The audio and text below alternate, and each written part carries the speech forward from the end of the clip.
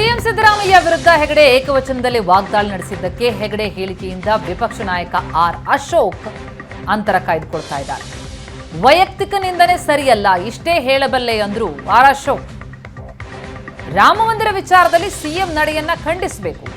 ಅಯೋಧ್ಯೆಗೆ ಯಾಕೆ ಹೋಗ್ಬೇಕು, ಇಲ್ಲೇ ರಾಮ ಇಲ್ವಾ ಅಂತಾರೆ ಸಿಎಂ.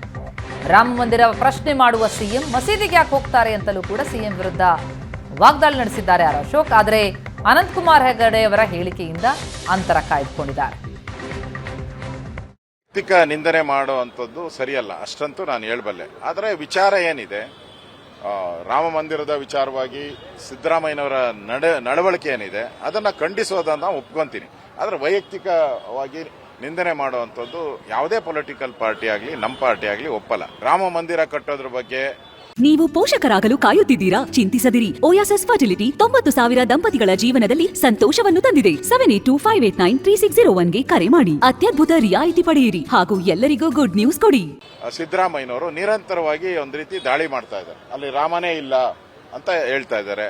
ನಾನು ಅಲ್ಲೇ ಯಾಕೆ ಹೋಗ್ಬೇಕು, ರಾಮ ಮಂದಿರಕ್ಕೆ ಯಾಕೆ ಹೋಗ್ಬೇಕು, ನಮ್ಮೂರಲ್ಲಿ ಇಲ್ವಾ ಅಂತ ಕೇಳ್ತಾರೆ. ಇದೆಲ್ಲ ರಾಮ ಹುಟ್ಟಿದ ಸ್ಥಳ, ಅದು ಟೋಪಿ ಯಾಕೆ ಹಾಕಂತೀರಾ? ಅವಾಗ ಇವೆಲ್ಲ ಬರಲ್ಲ. ಮಸೀದಿಗೆ ನೀವು ಮನೆಗೆ ಮಸೀದಿ ಮಾಡ್ಕೊಂಡ್ಬಿಡ್ಬೋದಲ್ಲ. ನೀವು ಸಿದ್ದರಾಮಯ್ಯನವರು ಮನೆಯಲ್ಲೇ ಮಸೀದಿ ಪೂಜೆ ಮಾಡ್ಬೋದಲ್ಲ, ಮಸೀದಿಗೆ ಯಾಕೆ ಹೋಗ್ತೀರ? ನೋಡಿ, ಅವರವರ ಭಾವನೆ ಇದೆ.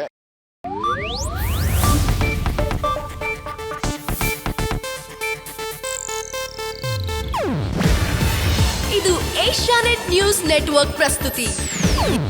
ನೀವು ನೋಡ್ತಿದ್ದೀರಾ ಏಷ್ಯಾನೆಟ್ ಸುವರ್ಣ ನ್ಯೂಸ್.